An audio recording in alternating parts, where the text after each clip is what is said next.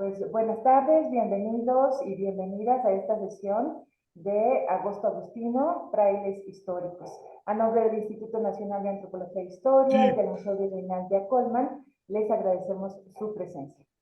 Hoy nos acompaña en este momento la doctora Alicia Meyer, de quien me voy a permitir leer brevemente su síntesis curricular. Ella es investigadora titular C de tiempo completo de la Universidad Nacional Autónoma de México, es doctora en Historia y su área de investigación es la historia colonial. Pertenece al Sistema Nacional de Investigadores nivel 3 y entre los reconocimientos que ha tenido ha sido la mención honorífica en el premio Antonio García Cubas en la categoría de obra científica, otorgada por el INA, el Instituto Nacional de Antropología e Historia, en 2008, el reconocimiento Sor Juana Inés de la Cruz, otorgado por la Universidad Nacional Autónoma de México en 2005, es también tutora de posgrado en Historia en la universidad, y entre sus publicaciones está Juan Antonio Ortega y Medina, Obras, volumen 7, bueno, tiene varios volúmenes, Temas y Problemas de la Historia, de 2019 es el volumen más reciente, Miradas sobre Hernán Cortés, de 2016. Y también entre sus proyectos de investigación está la América colonial, una perspectiva comparada, Nueva España, Nueva Francia y Nueva Inglaterra, y Martín Lutero y la Reforma a 500 años. Pues sin más, dejo la palabra a la doctora Meyer, agradeciéndole que hoy nos esté acompañando. Bienvenida, doctora, y gracias nuevamente. Muchas gracias a ustedes por la invitación, a Elena González Colín especialmente, y a todos los presentes pues por acompañarnos el día de hoy.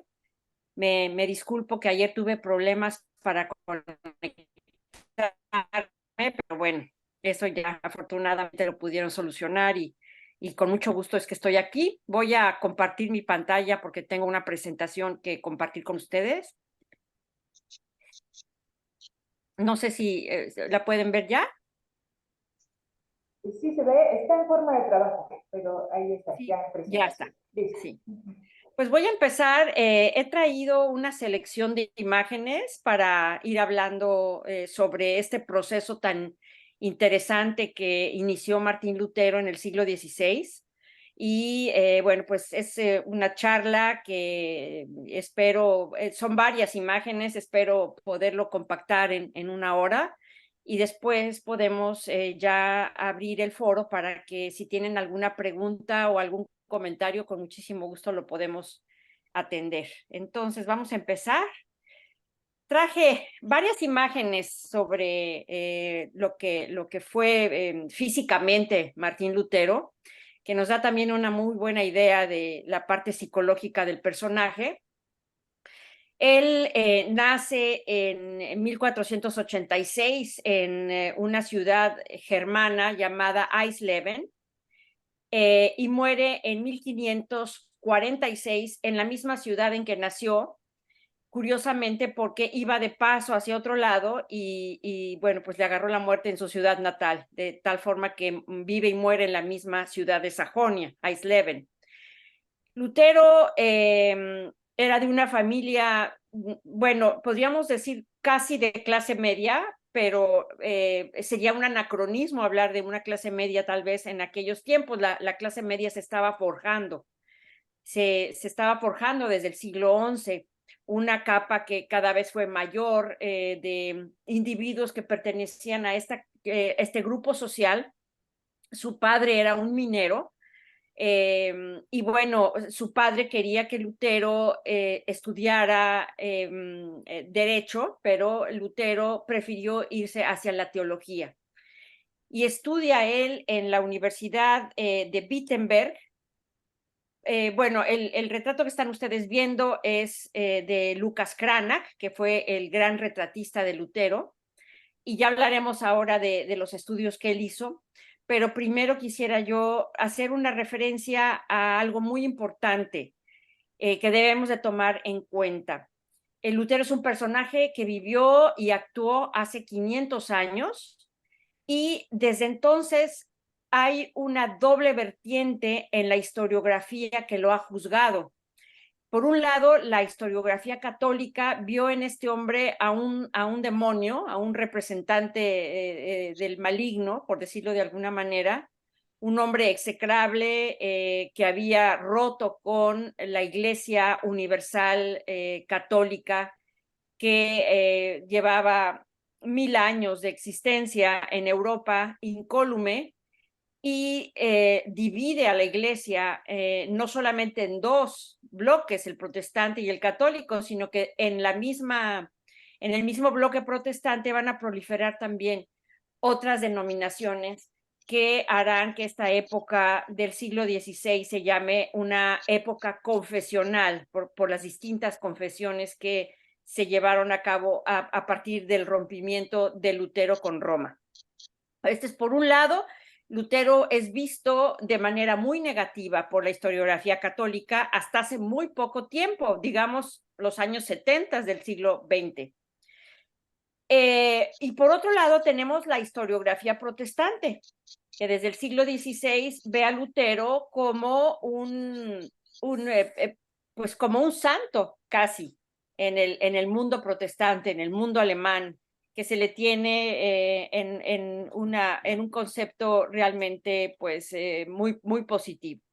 Entonces tenemos estos dos polos, ¿no? El polo de que es un hombre maligno y el otro polo que es un santo. Yo quisiera decir que Lutero no es ni un diablo ni es ni un santo, es un hombre de carne y hueso, que fue realmente un personaje muy trascendente en la historia, no solamente la historia religiosa, sino también la historia mundial en general, porque la ruptura protestante trajo una serie de cambios muy radicales, y no solamente para la Iglesia, sino en todos los órdenes de la vida, en el orden cultural, en el orden social, en el orden económico, y vemos que a partir de la Reforma Protestante se divide el mundo europeo en dos vertientes, que es la vertiente nórdica protestante y el mundo mediterráneo católico. Y esta misma situación geográfica, cultural, va a pasar a América porque Lutero fue contemporáneo al descubrimiento, a la colonización y a la conquista de América, ¿no?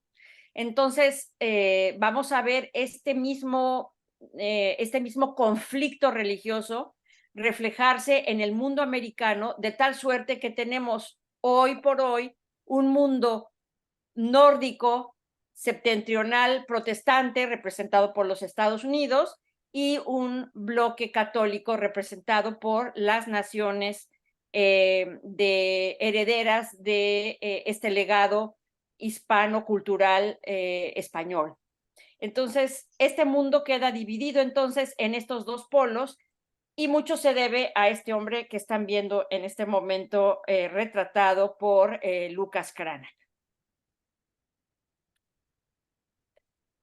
Acá, segundito, porque soy bastante malita para la parte tecnológica. No he aprendido después de 3 años de necesidades de entrar en el mundo tecnológico. Bueno, otro retrato de Lucas Cranach, que nos refiere a un Lutero un poco más joven que el que les puse al principio, que ya tiene sus canas, ¿no? Físicamente Lutero era un hombre anguloso, era un hombre tosco, tenía un problema de obesidad, digamos. Había sido un hombre delgado cuando estaba en el convento agustino, y después se había convertido en este hombre robusto con el que lo vemos retratado muchas veces después de haber salido del anonimato, del anonimato del convento, ¿no? Y vamos a tratar un poquito sobre la historia de un poco una síntesis biográfica, digamos, para ir viendo también las cuestiones más importantes. A veces me detengo mucho, hablo mucho, pero que están viendo la imagen, ¿no? No es necesariamente que vaya yo hilando una imagen con otra de manera rápida, sino que vamos pausando las imágenes, que ustedes las pueden ir observando mientras me van escuchando. Lutero entonces nace en 1486 en Eisleben, ya hablé un poco de su familia, él se va a los estudios teológicos, a los estudios religiosos, ingresa en la Universidad de Wittenberg, entra en la Orden Agustina en 1501, estando en Wittenberg hace su doctorado en teología y se convierte en un orador importante, tenía bastante facilidad de palabra, era un hombre muy vehemente, muy visceral, muy entusiasta, a diferencia de otros reformadores como por ejemplo Juan Calvino, otra contraparte de la reforma importantísima, pero que Calvino era más bien un hombre serio, adusto, muy diferente del carácter de este Agustino. En la orden agustina, Lutero empieza a sentir una presión psicológica, por decirlo de alguna manera, porque se esfuerza enormemente en cumplir con los votos que se exige para la orden y empieza a buscar consuelo en la Biblia. Entonces, él fue un gran exégeta de la Biblia, buscando respuestas para las angustias existenciales que llegó a sentir. Y en una de esas, él siente que no es digno de la salvación y leyendo la Biblia se encuentra un pasaje que decía que el justo se salvará por la fe. Y esto fue una revelación para Lutero porque se dio cuenta que a pesar de que él era un hombre que como todos los mortales cae en el pecado constantemente, a pesar de que la voluntad lo llevaba a hacer o tratar de hacer el bien, y esto le producía una gran angustia. Entonces, con este pasaje bíblico, después ampliado en Mateo, él se da cuenta que la fe es una de las cuestiones más importantes y las obras, pues muchas veces quedan subsumidas en esta inclinación de los seres humanos por pecar. Pero bueno, hasta ahí llegó Lutero en ese momento, cuando el superior de los agustinos le pide que lo acompañe a Roma para hacer una visita a la ciudad y Lutero va con él. Llegan a Roma, la ciudad eterna, la Roma renacentista, ¿no? Opulenta, vibrante, con una iglesia pues que era dominante en la sociedad, pero que también se veía ostentosa, lujosa, ¿no? El Papa era un príncipe más, los príncipes papales italianos habían incluso generado varios escándalos, pero Lutero en el viaje a Roma parece que no cambia radicalmente su sentir, aunque él ve como testigo presencial la ciudad de Roma. No era fácil viajar en esos momentos, ¿no? No todo el mundo salía de sus pueblos, nada que ver con lo que ahora vivimos, ¿no? En que las noticias se trasladan rápidamente por los espacios inmediatos del Internet, en muchas cuestiones. Los viajes se hacen también en horas, incluso en Europa, pues muy rápidamente, pero en aquel tiempo la gente casi no salía de sus pueblos donde nacía. Lutero había salido, bueno, en su convento agustino que estaba en Eisleben, y después trasladándose a la ciudad de Erfurt, que está muy cerca, pero en realidad no había cruzado las fronteras de la Germania. Y él cuando va a Roma, pues ve entonces esta cultura mediterránea, italiana, y regresa a su convento habiéndolo visto, pero no especialmente sacudido por ello. Y he dicho dos cosas bueno, vale la pena aclarar. La primera es que estamos hablando, por ejemplo, de que sale de Eisleben a Alemania o que llega a Roma, que está en Italia. Y quiero recordarles que en el siglo XVI no existe tal cosa como Alemania o Italia. Las dos regiones son un mosaico de estados distintos que no están unificados políticamente.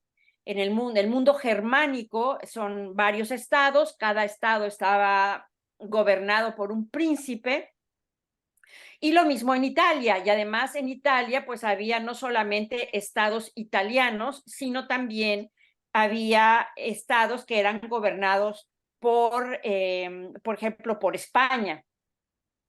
A Lutero le toca ser contemporáneo de un evento muy importante que ocurre en la cristiandad en ese momento, y es la muerte en Alemania del emperador Maximiliano de Habsburgo, y queda vacante el trono del Sacro Imperio Germano-Romano a la muerte del emperador.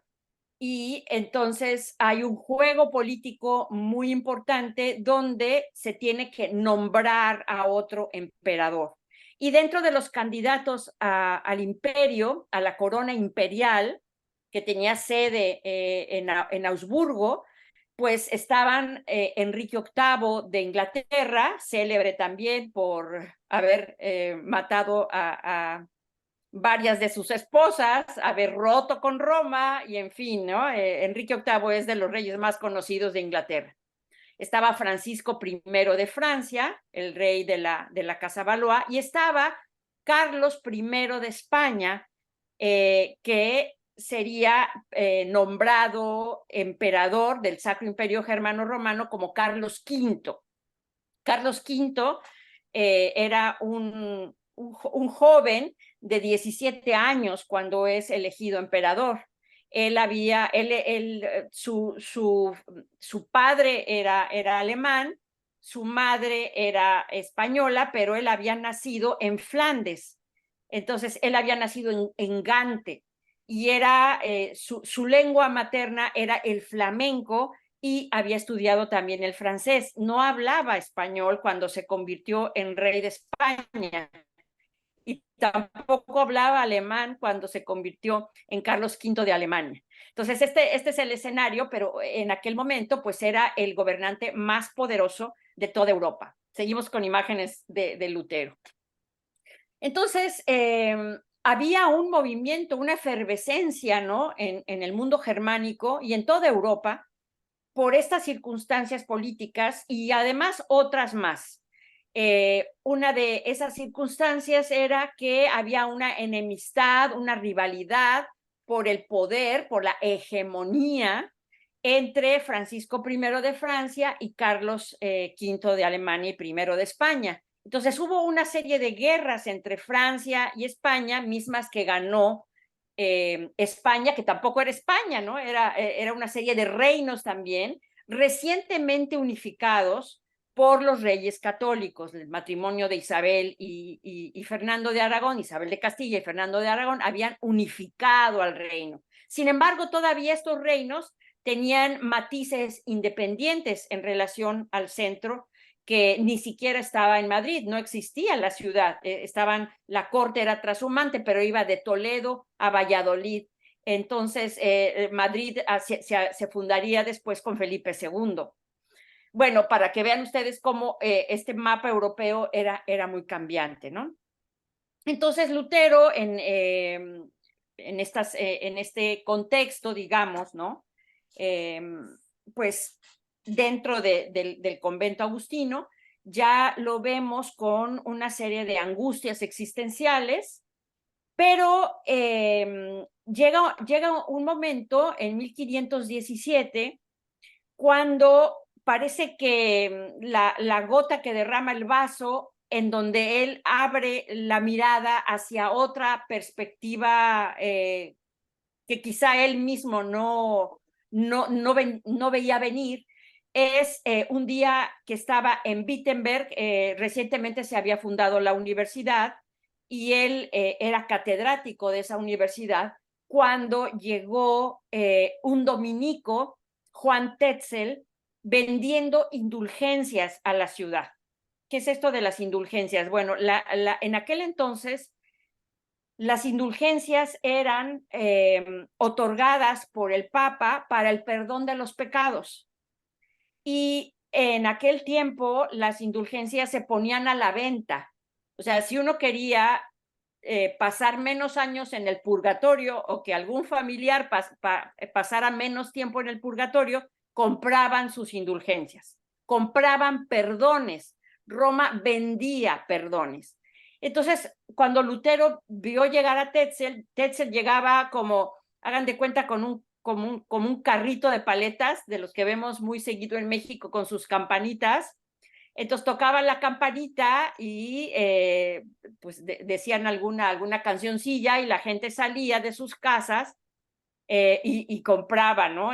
Las indulgencias. Y esto horrorizó a Lutero. Él dijo que parecía aquello un mercado de perdones y entonces como que se le abre a él esta expectativa de enojo en contra de el enorme crecimiento mundano, digamos, al que había llegado la iglesia, que comerciaba incluso con el perdón. Y entonces formula él en su convento agustino, formula lo que se conoce como las 95 tesis. Estamos hablando del año de 1517.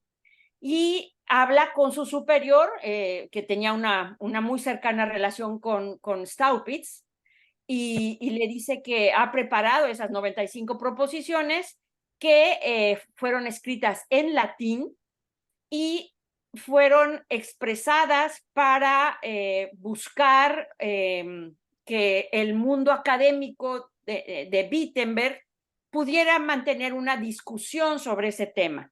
O sea, Lutero con sus 95 tesis invitaba a una discusión académica.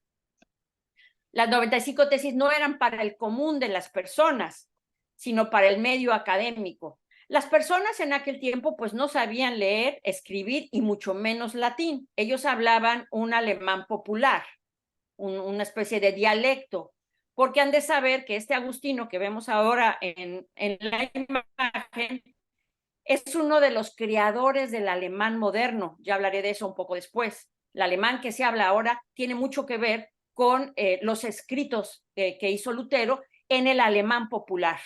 Entonces, esa es también una de las grandes aportaciones de Lutero al mundo moderno, el haber modernizado el alemán para dirigirse precisamente a las personas en su lengua materna, no en latín. Pero las 95 tesis sí que las escribió en latín y las colgó, dice la leyenda, las colgó, las clavó en la puerta de la iglesia del castillo de Wittenberg. Ahí las clavó. Y entonces, bueno, pues los doctos, los letrados, pues leyeron las 95 tesis que fueron bastante populares, digamos, ¿no? En esas 95 tesis, ¿qué decía Lutero? Bueno, en términos sintéticos, lo que él hacía en esas 95 tesis era criticar la venta de las indulgencias. Pero el problema es que no se quedó ahí. Digo, el problema para la iglesia, por supuesto, es que él fue más allá diciendo que el Papa se equivocaba y que los concilios anteriores también se equivocaban. ¿Qué es esto de concilios? Bueno, la iglesia desde tiempo inmemorial, desde el siglo V, ha hecho concilios ecuménicos, concilios generales, digamos. Y estos concilios servían para tratar asuntos dogmáticos y otros asuntos de orden organizativo de la iglesia. Entonces, Lutero en esa propuesta dijo que no, que los concilios anteriores, los decretos conciliares se equivocaban, cuando la creencia era que lo que salía de los concilios era sagrado, ¿sí? Entonces, estas dos cuestiones molestaron mucho a los dominicos de Wittenberg, porque Lutero había atacado a Tetzel, que era de la orden dominica, y además había puesto en entredicho la autoridad del Papa. Ahí está el quid de la situación. Entonces, esto llegó a oídos de Roma, pero Roma estaba muy enfrascada en muchos problemas, como la sucesión del trono del Sacro Imperio Germano Romano, pero también los turcos, espérenme que ya sabe qué hice, Bueno, sí, les pongo esta también. Sí, seguimos con las imágenes, que hay muchísimas. Los turcos iban avanzando. Los turcos, igual me voy hasta Adán y Eva, pero bueno, pues es una charla de cultura general, ¿no? Pero los turcos habían tomado la ciudad de Constantinopla, es decir, el Imperio Romano de Oriente, en el año de 1453. Esto fue también un parteaguas en la historia, porque a raíz de que los turcos toman este paso tan importante hacia el oriente, es que Cristóbal Colón busca, por el lado de Occidente, llegar a China, porque ya no podían pasar por donde estaban los turcos. Entonces, eso motiva el descubrimiento de América sin más ni menos. Pero los turcos no estaban dispuestos a detenerse en Constantinopla, sino a seguir adelante y conquistar Europa. Entonces fueron avanzando y ya los tenía casi el Papa ahí en las puertas, ¿no? Estaban ya entrando hacia los Balcanes, comandados por este muy famoso gobernante que fue Solimán el Magnífico. Solimán iba entrando ya y logran llegar paulatinamente hasta las puertas de Viena, pero Carlos V los va a detener. Carlos V es el responsable de haber frenado a los turcos en su expansión hacia el resto de Europa. O sea que decía un maestro mío que gracias a Carlos V no estamos ahorita ustedes escuchándome en árabe y yo hablándoles también en árabe, sino en español. En fin, el Papa estaba entonces muy ocupado con estas situaciones, la enemistad entre Francisco I y Carlos V, luego también los turcos por allá, todas estas cuestiones que en el siglo XVI empezaron a suceder por la unificación de los estados nacionales que se da en el siglo XVI y los intereses diversos de cada país. Entonces, Lutero pues fue tomando vuelo, digamos, empezó a ser popular, primero en Wittenberg y después en otras regiones germánicas empezaron a saber de él y empezó a ganar popularidad. Entonces Roma manda sus primeros emisarios para que hablasen con Lutero, se encuentran en polémicas, en fin, y se empieza a formar pues un bando pro-luterano que se inclinaba por las ideas de Lutero.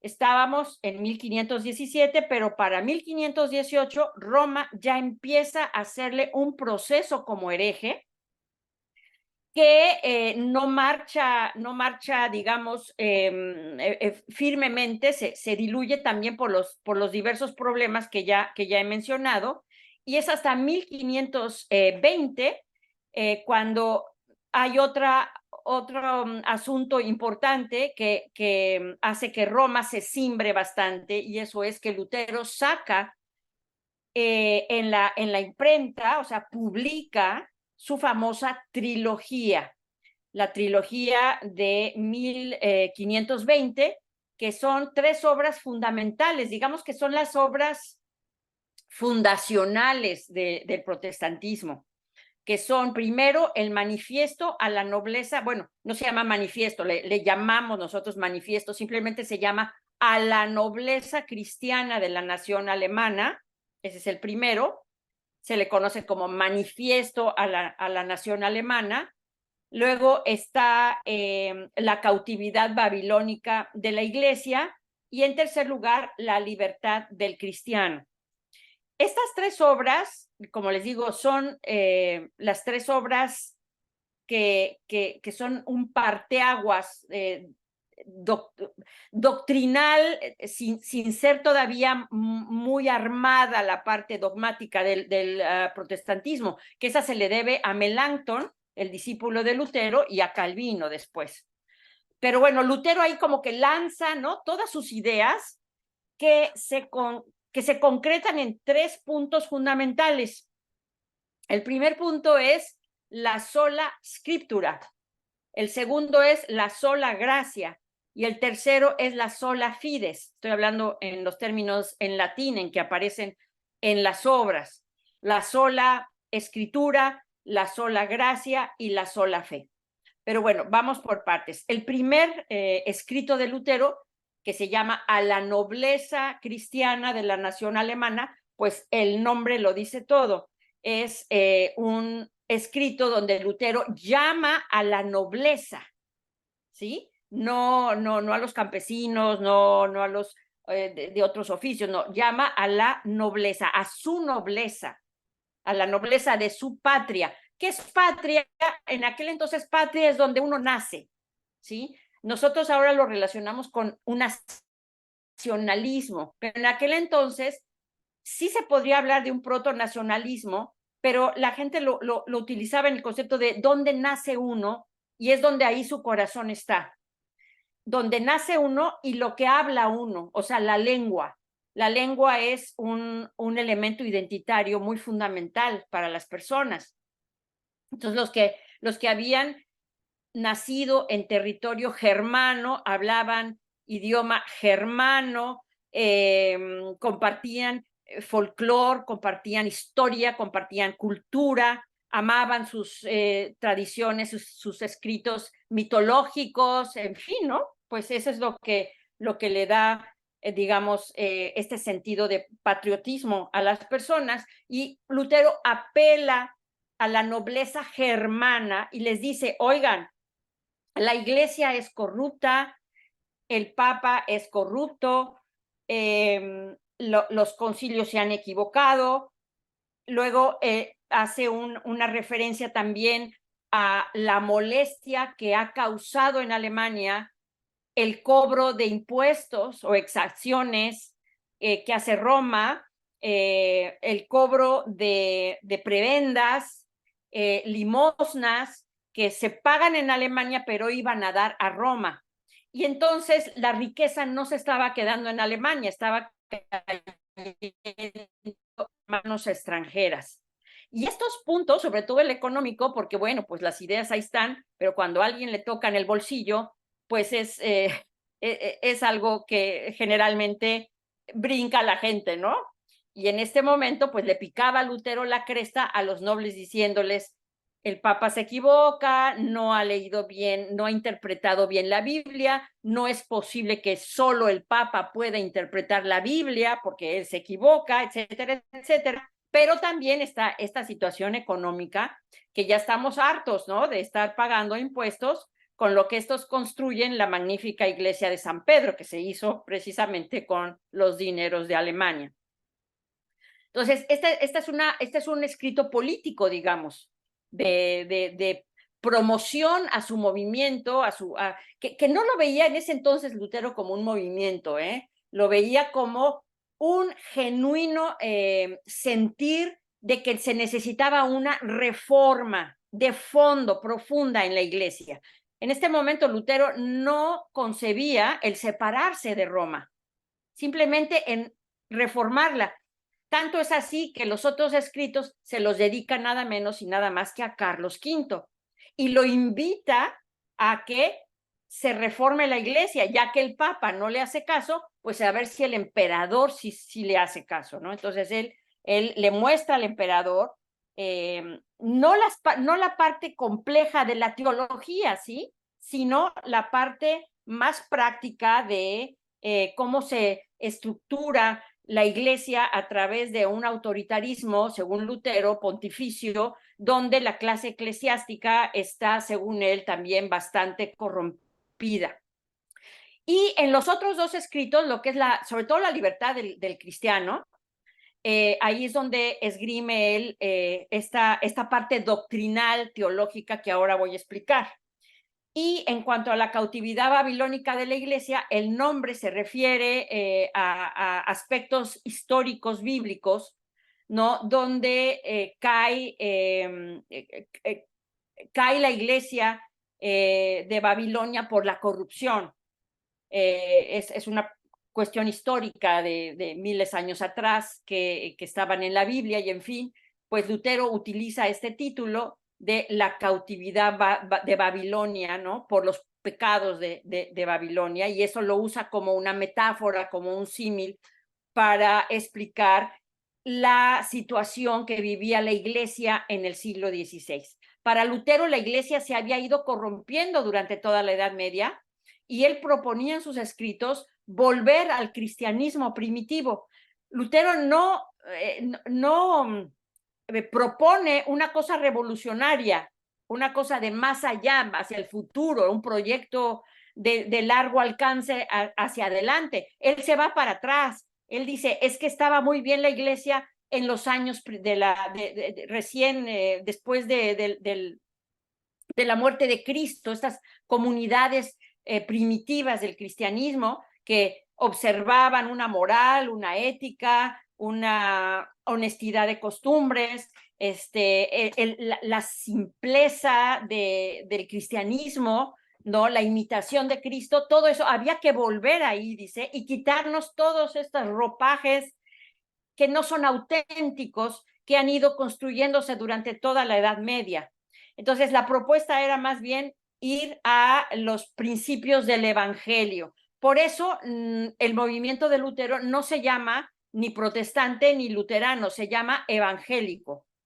El término de protestante va a surgir, por supuesto, rápidamente en 1540, por razones políticas, y una vez se las digo por si se me olvida más al ratito o luego me lo recordarán, pero se llama así porque cuando Carlos V convoca sus asambleas, que se llaman dietas, él convoca las asambleas y necesita el apoyo de los príncipes alemanes para combatir al turco que está por ahí dando lata, y entonces los príncipes le piden a Carlos tolerancia religiosa para el movimiento evangélico, y en ese momento se los niega Carlos, y entonces los príncipes protestan, entonces se llaman protestantes, los príncipes protestantes, pero de ahí se va a quedar el nombre de protestante para esta nueva confesión.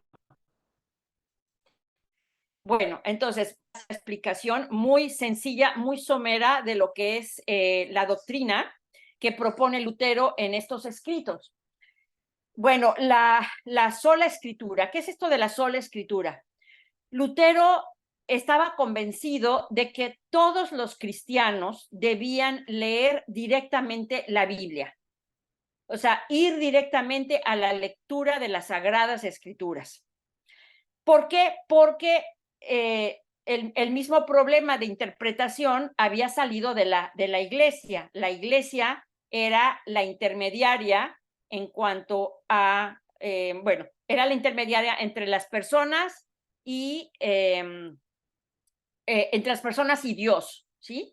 Entonces, Lutero dice que hay que quitar a la iglesia como intermediaria y poner la Biblia en las manos, ahí estamos viendo curiosamente, ¿no? Él está con la Biblia en las manos, poner en las manos de las personas. Pero bueno, ¿qué van a hacer las personas si no entienden la Biblia? Porque la Biblia pues está escrita en hebreo, está escrita en arameo, después San Jerónimo hace la Biblia que circulaba en el siglo XVI en latín, pero la gente no sabe esa lengua. Entonces Lutero, un poco más adelante, no en este momento, más adelante, 1522, 23 y hasta el 24, se tarda 3 años traduciendo la Biblia al alemán para que toda la gente de Alemania pudiera leerla en su propia lengua, que se llama lengua vernácula. Entonces todos deben de leer la Biblia. ¿Por qué? Porque la Biblia no es otra cosa más que la palabra de Dios. Y la persona puede conocer directamente la palabra y el mensaje de Dios si lee con su juicio y entiende las sagradas letras. Esa era el primer pilar, digamos, de esta mesa, ¿no? Que va a poner Lutero, este banquete doctrinal que va a sugerir. Lo segundo es la sola gracia. ¿Qué quiere decir Lutero con esto? Que solamente Dios concede la gracia a las personas. Los sacramentos no conceden la gracia, nada que haga la Iglesia la concede, únicamente Dios la insufla en las personas, y por eso también hubo un rompimiento muy, muy dramático con la Iglesia, porque Lutero acaba negando los sacramentos.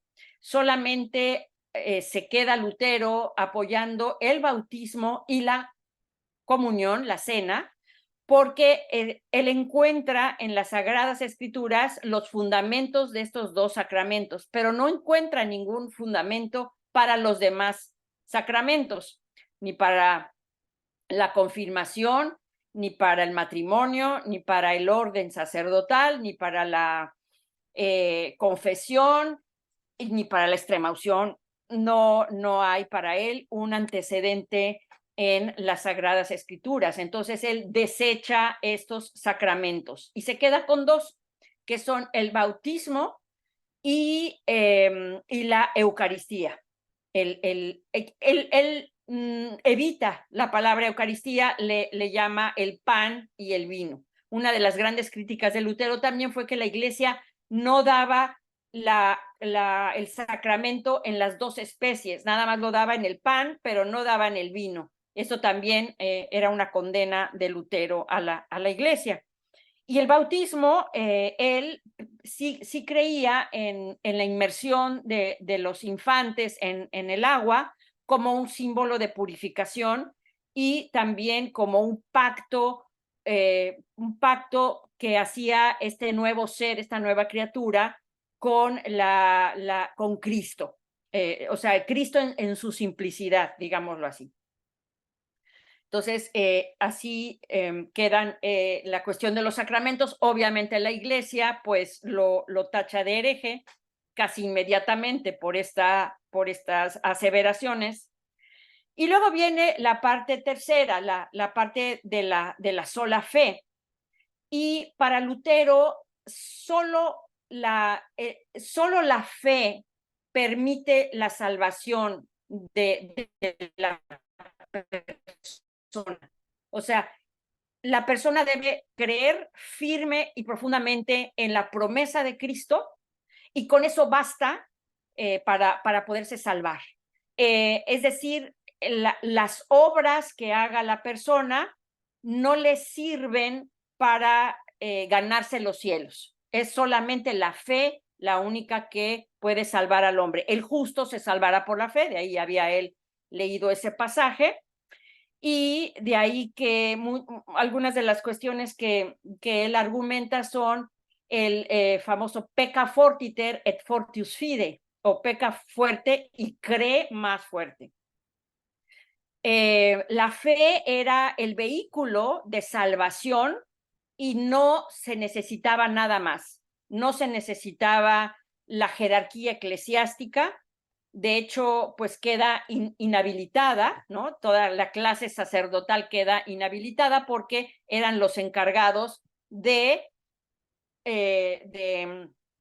administrar los sacramentos, de ser intermediarios entre las personas y Dios, de interpretar los sagrados textos y toda la patrística, y pues ya ante esta situación se volvían obsoletos, la clase eclesiástica se volvía obsoleta. Y Lutero lo que dijo es: todos somos sacerdotes de Dios, o sea, todos los hombres son sacerdotes. Se llama sacerdocio universal a esta situación. Voy a darle un cambio, ya seguimos con las imágenes. Lutero tiene muchas propuestas teológicas. De hecho, déjeme ver qué hora es, porque pues ya casi. Voy a ir un poco más rápido. Tiene muchas propuestas muy interesantes que son complejas doctrinalmente, como por ejemplo, solo por mencionar una, su teoría del albedrío siervo en contra de la libertad del albedrío. El mundo católico, y después de la Reforma lo reforzó así, cree que el hombre tiene libertad, su voluntad es libre para decidir entre el bien y el mal.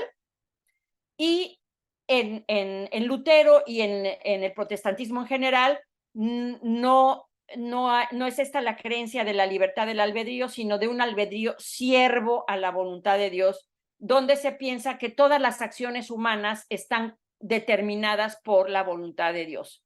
Por decirles algo también de esto, ¿no? Esto todo viene integrado en estas tres obras fundamentales de las que les he hablado. Entonces, una vez que sale esta trilogía, pues ya es además una cosa histórica muy, muy trascendente, porque se acaba de inventar prácticamente 50 años antes de que salieran estas obras o menos, la imprenta por Gutenberg, un alemán también. Y entonces el eco de Lutero fue enorme porque las obras fueron impresas, fueron publicadas y se distribuyeron por todas partes, llegaron a todos los rincones de Europa y entonces empezó a ser efervescente la cantidad de partidarios que empezó a generar el protestantismo, ¿no? Primero el mundo evangélico y luego ya el protestantismo en sus diferentes vertientes. Entonces, ahí sí ya no quedó de otra más que ya Roma le llama la atención este frailecito, ¿no? Que está muy latoso, y lo voltean ya a ver, dejan por la paz las cosas, otros asuntos europeos y dicen, bueno, ¿qué está pasando en Alemania, no? Alemania está efervesciente en la herejía y mandan al cardenal Cayetano, Tomás del Vío, San Cayetano, después nombrado santo por la Iglesia, que se entrevista con Lutero y se da cuenta que Lutero no va a cambiar, está en sus 13, ¿no? Y sale de Roma una bula, la bula Exsurge Domine, donde se le considera proscrito por la Iglesia. El 3 de enero de 1521, la Iglesia declara su excomunión en la bula Decer Romanum Pontificem, que es una bula famosa por esto, y en 1521 se le cita a Lutero en la ciudad de Worms, en Alemania, donde por primera vez va a estar en presencia del emperador. Lutero tenía casi 40 años cuando llega a Worms, 37 para ser exactos, y el joven Carlos tenía 21 años. Era una diferencia de edad y de experiencia pues considerable, ¿no? Bueno, claro, Carlos estaba rodeado de asesores eclesiásticos, por supuesto, entonces ya llegan prejuiciados por la iglesia también, ¿no? Hacia este hereje incorregible, y cuando llegan a Worms, Lutero se presenta ante el poder imperial, porque el poder eclesiástico ya ha sido excomulgado, y entonces ahora faltaba que lo excomulgara el poder civil, por decirlo. Entonces, estas dos excomuniones hacían que él ya pudiera ser ajusticiado, horcado, quemado o lo que fuera, ¿no? Pero se necesitaba también la venia del imperio. Entonces, Lutero va a Worms y en presencia del emperador le piden que se retracte de sus obras, cosa que él se niega a hacer y dice, yo aquí estoy, estas obras yo las escribí, estas ideas son mías, no me retracto de ellas, y si alguien tiene alguna objeción, que me demuestre a través de las Sagradas Escrituras que estoy equivocado. Entonces, el 8 de mayo de 1521 sale el Edicto de Worms, que lo declara ya un hereje proscrito de la Iglesia. Sigo con estos varios retratos, me voy un poquito más rápido porque tengo aproximadamente 10 minutitos. Estas son imágenes de Lutero, poniendo en la puerta del castillo de Wittenberg sus 95 tesis, Tetzel, el dominico que vende las indulgencias, tenemos este grabado, tenemos las portadas de las obras, que es de la libertad del cristiano, la cautividad babilónica de la iglesia. Este es el Papa León X Medici, que le toca enfrentar en una primera instancia a Lutero. Él es el que excomulga a Lutero con la bula Decer Romanum. Aquí está la portada de la bula contra los errores de Lutero. Aquí está Lutero compareciendo ante el emperador en Worms. Es mala la imagen, me disculpo por ello, pero la saqué de un libro. Bueno, pero recapitulando, ¿no? Todo lo que he dicho, aquí está otra imagen de Worms frente al emperador y a los clérigos. Por ahí incluso hasta interesante es que haya mujeres en la dieta, ¿no? La dieta, como les digo, son asambleas para dirimir cuestiones locales, regionales e internacionales. Aquí está Lutero predicando, era un gran predicador, tenía les digo a ustedes, una vehemencia, un carácter exaltado, entusiasta, ¿no? Jalaba bastante gente. Y la Biblia, traducida al alemán, o sea, estoy enseñándoles las imágenes de lo que ya había yo dicho anteriormente, pero gráficamente aquí lo tienen, porque son estos tesoros históricos que se conservan en diferentes museos, archivos, en fin. Esta imagen alegórica de Lutero como un agente que cosecha verdades. Lucas Crana, que es otra vez fue el pintor de la familia. Esta ya es una imagen de Lutero con la tonsura, con el hábito agustino, pero ya caricaturizado por el mundo católico, ¿no? Ya le sacaron un ojo, le pusieron un candado de bigote, como ahora se hace muchas veces con los pósters que vemos en la calle, que mucha gente los retoca a manera de caricatura, ¿no? Esto cayó en manos del mundo católico. Es también una doble propaganda que va de los dos lados, tanto del mundo protestante atacando al Papa, como del mundo católico atacando a Lutero. Bueno, ¿qué pasa con Lutero? Aquí está otra de las caricaturas del mundo católico. El diablo está haciendo sonar sus trompetas, ¿no?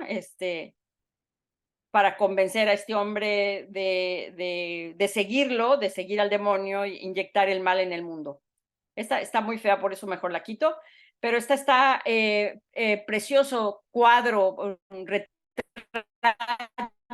de Carlos V, ¿no? El gran pintor de la corte de Carlos. Hay varias pinturas de Tiziano sobre el rey de España, emperador de Alemania. Este grabado, por ejemplo, que está representando a Carlos V en su caballo, y abajo está pisando el caballo a todos los herejes, empezando por Martín Lutero, que tiene ahí su nombre, pero también los otomanos y los herejes de principios del cristianismo. Bueno, aquí hago un alto, esto ya es la segunda parte. Bueno, aquí es para presentarles a la esposa de Lutero, porque Lutero sale, aquí me voy a quedar un momento, Lutero sale de Worms. ¿Qué pasa después? Pues uno podría pensar que lo van a atrapar saliendo de Worms para irlo a quemar en la hoguera, como había pasado con Juan Hus y Jerónimo de Praga, otros rebeldes contra la iglesia que habían sido ajusticiados de manera cruel después de haberles hecho un concilio condenatorio, ¿no? Pero ¿qué pasa? Lutero sale de allí y es de camino en el bosque, es secuestrado por gente que manda el príncipe Federico III, conocido como Federico el Sabio, que había sido protector de Lutero, le había llamado la atención la propuesta de Lutero, y los príncipes además eran bastante proclives a rechazar el poder centralizador del imperio. Más bien ellos eran más federalistas, digamos, ¿no? Entonces atacaban o recelaban del poder imperial. Entonces, Federico fue un protector de Lutero, lo secuestran y se lo llevan escondido a un castillo en Eisenach, en una ciudad cercana, el castillo de la Warburg, que ahora es un museo, por supuesto, donde Lutero va a permanecer 2 años. Y ahí es donde él va a traducir la Biblia al alemán y va a hacer varios escritos. Muchos de los cánticos navideños que ahora conocemos se han pasado del mundo germánico al mundo mediterráneo, pues sería sorprendente, ¿no? Que no supiéramos que varios de ellos son de la autoría de Lutero.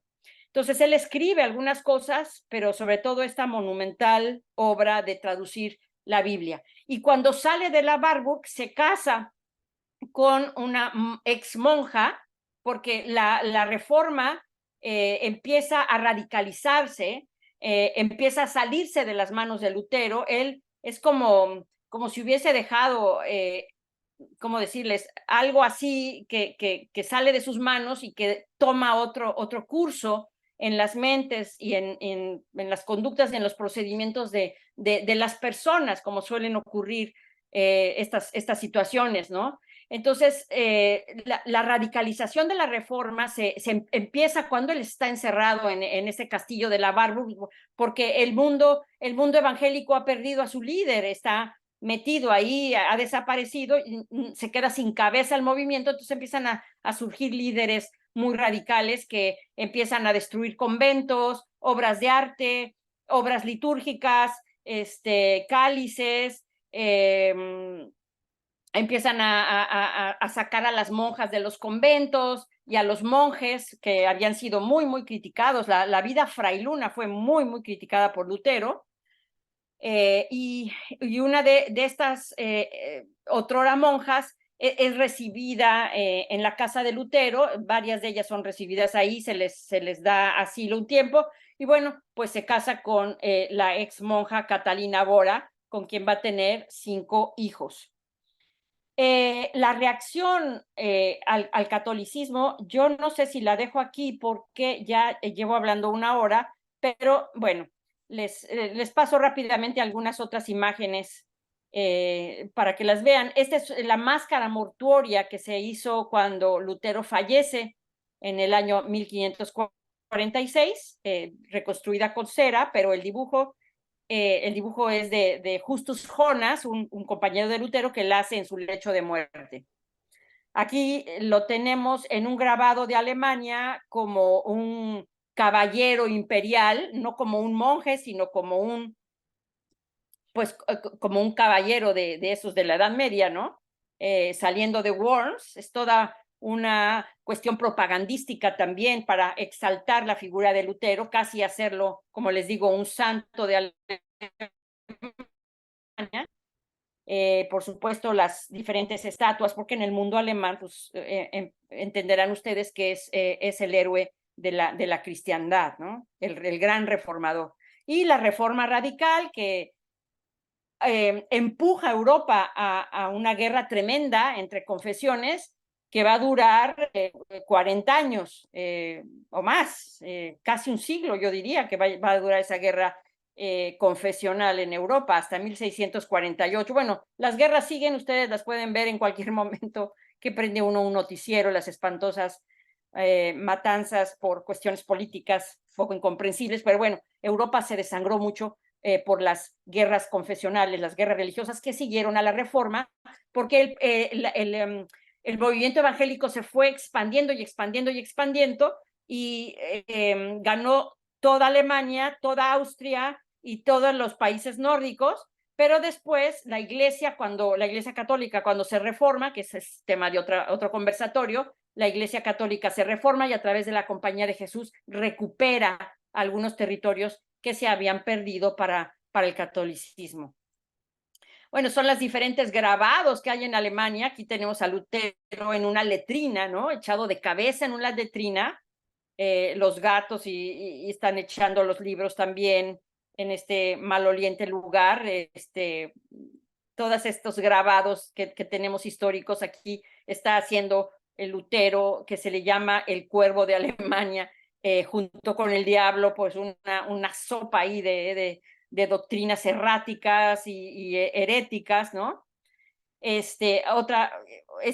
Bueno, no le hagan mucho caso a esa estampa porque no es Lutero, es Erasmo, que fue un polemista de Lutero, pero también en el mundo protestante también se le ataca, se le caricaturiza. Y la otra imagen que vemos en color es un grabado que ilustra la Biblia de Lutero, donde el Papa está representado como prostituta de Roma.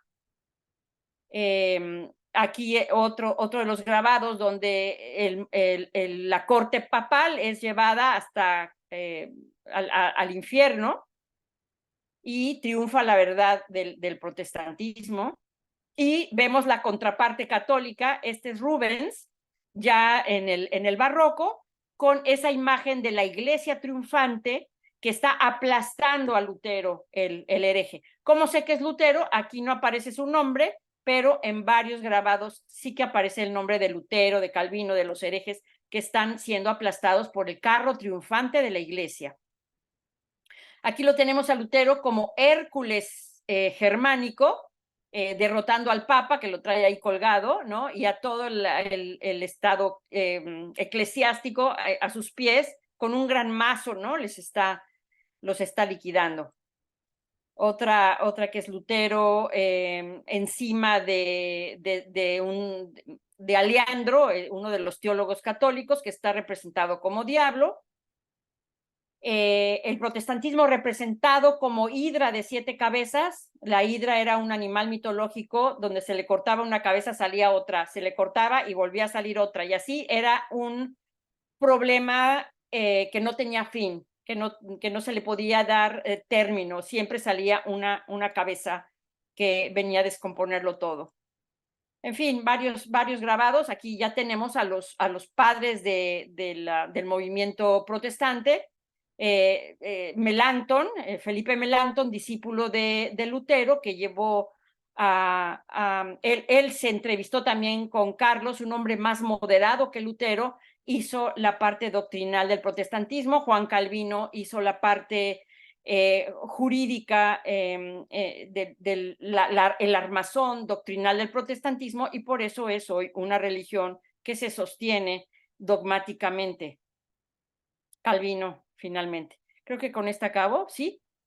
Y bueno, pues estoy a sus órdenes. Es un vuelo de pájaro, porque es un tema enorme, la verdad, pero bueno, espero que para abrir boca conozcan mejor a este Agustino, que si me preguntan si Lutero fue revolucionario, yo diría que fue revolucionario, desde luego, pero a contrapelo. O sea, él no esperaba lo que sucedió, no lo imaginaba siquiera.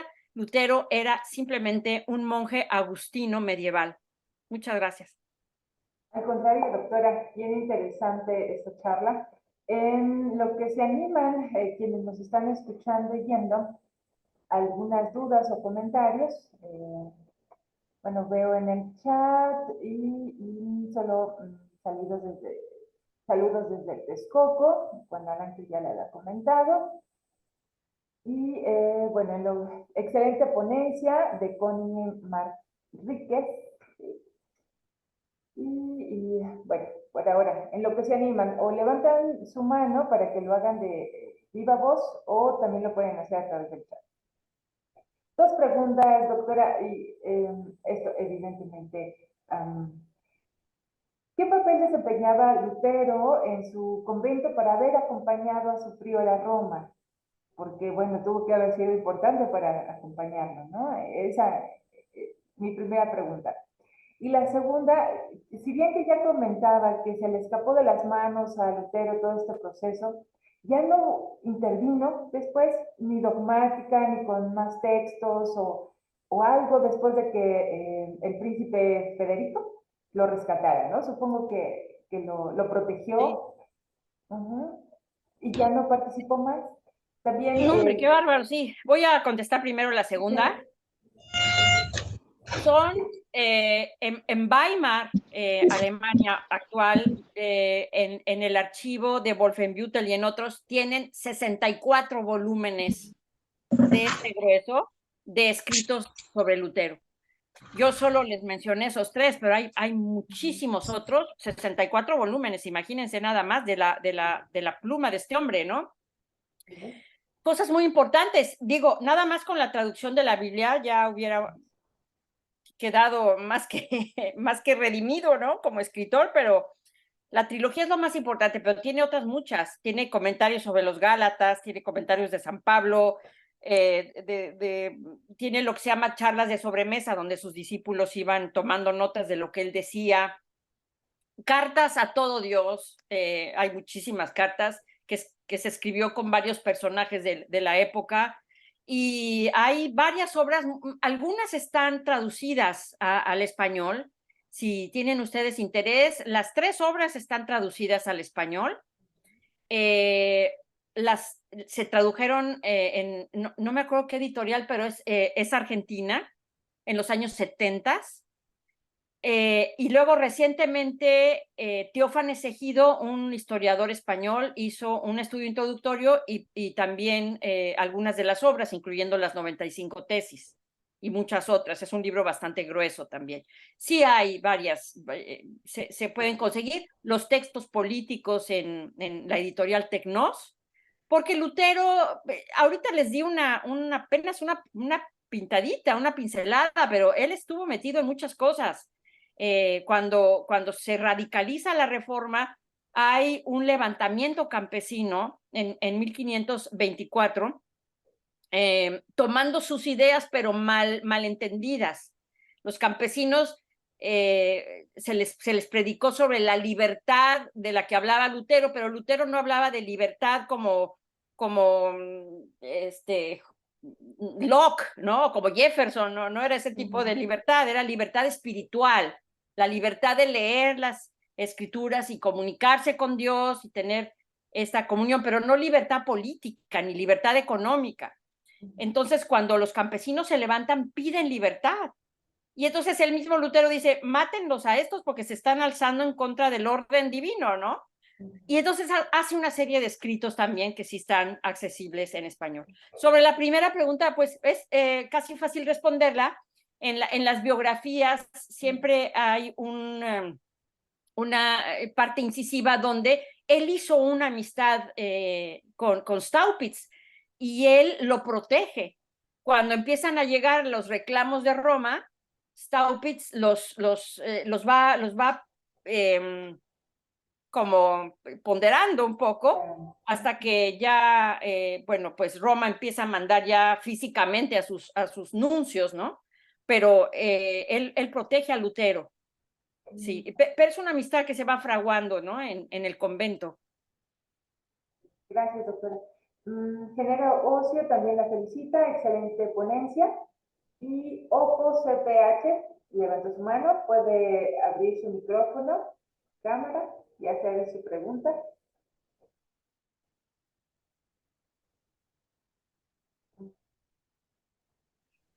¿A quién, perdón, mencionó? A usted, justamente. Sí, muchas gracias. Excelente ponencia. Oiga, entonces, en los primeros años del siglo XVI, ¿todavía España no estaba bien consolidada? Esa es la primera pregunta. Y la segunda, si las obras de Lutero llegaron en esos primeros años a la América colonial, ¿y qué pasó? Si es que llegaron. Es todo. Gracias. Saludos De desde nada, Cuanal. claro. No, España no existe como la vemos ahora, ¿sí? Con un gobierno plenamente centralizado y que tiene un sentido nacional, la península. En ese momento, en 1492, pues un poquito antes de 1492, de hecho, cuando Colón sale ya de la península ibérica, ya está formado la Unión de Castilla y Aragón en los años 70, y es cuando se unifica los reinos de Castilla con los reinos de Aragón. Pero mentalmente lo que estamos viendo ahora es un resabio de eso. Cataluña se quiere independizar, en algún momento el País Vasco se quiso independizar, los gallegos hablan su propio idioma, defienden esto. Nunca acabó de aglutinarse los reinos españoles, aunque políticamente estaban centralizados en la cabeza de los reyes católicos y después de los reyes Habsburgo, los austriacos que siguieron y luego los Borbones, no había este espíritu de unificación total como lo conocemos ahora. No existía España como nación, eran un cúmulo de reinos bajo la corona, regidos por la corona de Castilla. Sobre la segunda situación, España construyó un cinturón de sanidad, por decirlo de alguna manera, para que no llegaran las obras de los protestantes a América. Pensemos que ni siquiera cuajó el protestantismo en España. En España el protestantismo nunca fue atractivo.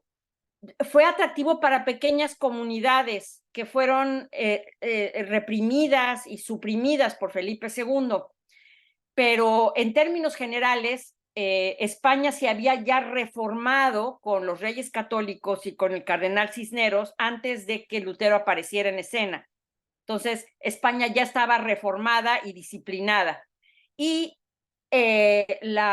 los índices de expurgación de los libros eran muy, muy severos.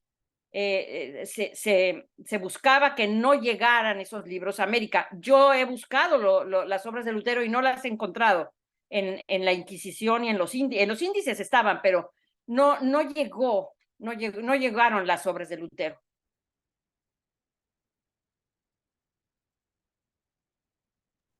Gracias, doctora. Creo que ya no tenemos comentarios por acá en el chat. ¿Alguien más que desee? Luz Helene, por favor, adelante. Hola, ¿qué tal, doctora? Muchas gracias por la ponencia. Estuvo muy interesante. Pero una cuestión que tengo que se me viene en mente es, como usted lo presentó en obras artísticas donde se representa la participación de Lutero como una persona atropellada por este carro, el carro triunfante de la fe católica. Estas representaciones yo las he visto en la Orden Carmelita, tanto en San Luis Potosí y en Guanajuato, no me acuerdo si Celaya. Sí, sí, sí. Entonces, usted dice que no llegaron a Nueva España, sin embargo, son representados así la participación de Lutero, pero me llama la atención que nada más, bueno, al menos dentro de lo que he visto, nada más los carmelitas son los que representan esta copia de Rubens, del carro triunfante, donde se ven los principales participantes del protestanismo arrollados. ¿Usted sabe a qué se debe? Pues mira, Luz, ¿te llama? Sí. Luz Helene. Ay, mira, Luz Helene, te recomiendo mi libro que precisamente estudia todo lo que me estás preguntando. Se llama Lutero en el Paraíso. Está publicado por el Fondo de Cultura Económica. Ahí te explico todo lo que me has preguntado. Ahora, para hacerlo así sintético y que todos puedan escuchar una respuesta mínima, pero finalmente respuesta, es que efectivamente la gente de la Nueva España no leyó a Lutero porque había un candado ahí para que no se les permitía leer ese tipo de literatura, que ni siquiera pasó porque antes eran confiscados los libros. Punto número 1. Punto número 2, lo que sí llegó fueron las mentes de los evangelizadores y de los teólogos que iban llegando, que llegaban de Europa, llegaban a América, completamente contaminados de la paranoia antiprotestante y antiluterana. Y entonces eso pasa aquí y aquí se replica. Y en las obras de arte europeas se replican también en América tal cual. Entonces a los pintores le dicen, tú píntame esto con estas características. Y los que más hicieron eso fueron los jesuitas. Los jesuitas fueron los grandes ideólogos antiprotestantes. Entonces, cuando encargaban obras de arte, había siempre el mensaje de aquí no queremos la herejía, y si alguien osa pensar o leer estos libros, va a acabar debajo del infierno o del carro triunfante de la iglesia. Pero te recomiendo mucho ese libro porque es precisamente por donde yo partí para hacer esa investigación. Vale, muchas gracias, doctora. Felicidades. Gracias, Helene. ¿Alguien más desea hacer alguna pregunta, comentario?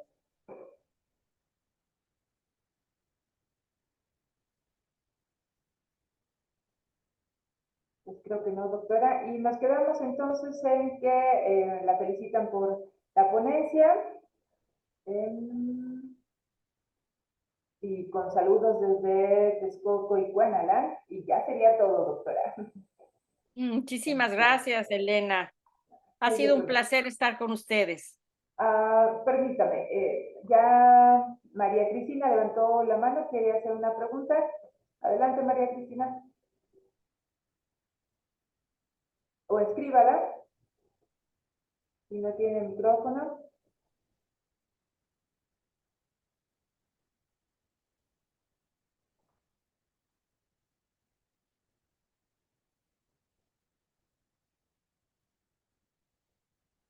Dice María Cristina, ¿Lutero hubiera tenido posibilidad de reformar la iglesia? Lutero reformó la iglesia. No fue una posibilidad. Lutero reformó la iglesia. Lo que pasa es que la reforma de Lutero no fue admitida por Roma, por la iglesia tradicional. Ahí hubo el rompimiento de esta iglesia milenaria universal que se dividió en la iglesia católica romana y las iglesias cristianas, las confesiones cristianas. Ahora, lo que hizo Lutero obligó a la iglesia de Roma a reformarse y lo hizo en el Concilio de Trento, que va del año de 1545 a 1563. Y eso reforma de fondo a la iglesia, no solamente desde el punto de vista doctrinal, sino desde el punto de vista de las costumbres. Esa es una reforma duradera y amplia que dura hasta 1965, hasta el Concilio Vaticano II, que se vuelve a hacer un replanteamiento de los sustentos doctrinales de la iglesia. Sí, el comentario de María Cristina solo suma, pero que no hubiera habido protestantismo. ¿Por qué? Pero que no hubiese sido en este bloque protestante, ¿no? Si, supongo que María Cristina quiere decir que solo por sí mismo Lutero, sin provocar. Ya la entendí, entiendo perfecto su pregunta. El hubiera es, ¿cómo decir? En la historia no hay hubiera, sino hubo, ¿no? Claro que es muy divertido pensar en que él hubiera, ¿no? Que hubiera sido aquí, que hubiera sido allá, pero no fue lo que pasó. Pero vamos a especular. Si hubiera sido abrazado por la iglesia y la iglesia hubiera reformado, pues quién sabe qué hubiera pasado después, pero no hubiese habido un rompimiento quizá en ese momento, quizá después sí, quizá no. Porque es un poco lo que pasó con San Francisco de Asís, ¿no? Su movimiento fue como visto con sospecha, pero la iglesia finalmente lo asume y lo abraza y lo conduce hacia su propio interés, ¿no? Y a Lutero no lo entendió. Ahora, ¿por qué no lo entendió? Por todas las circunstancias que expliqué muy rápidamente, pero sobre todo porque Lutero no estaba a favor del Papa, de la figura pontificia como autoridad de la primicia de la autoridad, no. Para Lutero, todos los hombres son iguales al Papa. Y eso es lo que la iglesia no podía, ¿no? Aceptar de ninguna manera. Sí. Genaro pregunta, ¿sería posible que la iglesia quite la excomunión a Lutero?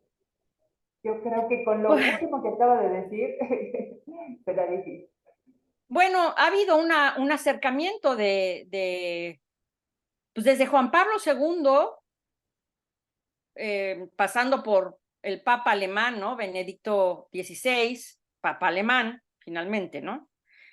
No Papa italiano, Papa alemán. Y ahora con Francisco hay acercamiento en el sentido de un ecumenismo que también se abre con el Concilio Vaticano II. No sé si eso acabe con la excomunión de Lutero, pero hay ya un diálogo abierto entre las iglesias. Desde luego ya no es la iglesia católica ya no condena al infierno a la iglesia protestante hoy en día, ¿no? Que se le quite la excomunión, no lo sé. Sí, claro. Dependerá si la iglesia protestante incide sobre eso, ¿no? Pues Yo sí. no he escuchado No nada. creo que les importe mucho a la iglesia protestante que esté excomulgado por la iglesia católica. Pero pues si la fundamos otra, ¿no? Entonces, pues bueno, Connie Manríquez dice, en la biblioteca de la Universidad Michoacana, se localiza en el antiguo colegio jesuita, tienen libros expurgados. Y que todo estuvo muy interesante. Muchas gracias. Sí, los libros expurgados se pueden ver en la Biblioteca Nacional, en varias bibliotecas, pero no he encontrado yo una obra de Lutero. Físicamente no la he encontrado. Ojalá que la encuentre, sería muy emocionante.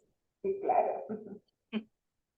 Muy bien, entonces creo que hasta aquí llegamos. Entonces, doctora, ahora sí, pues le agradecemos de verdad esta charla bien interesante y yo creo que seguirá despertando el interés y esperamos que así sea entre quienes nos escuchan para que sigan investigando un poco más. Muchas gracias, Elena. Gracias a todos y buena tarde, ¿eh? Buena tarde, hasta luego y gracias a todos ustedes por estar con nosotros el día de hoy. Gracias, doctora Meyer. Muy interesante su charla.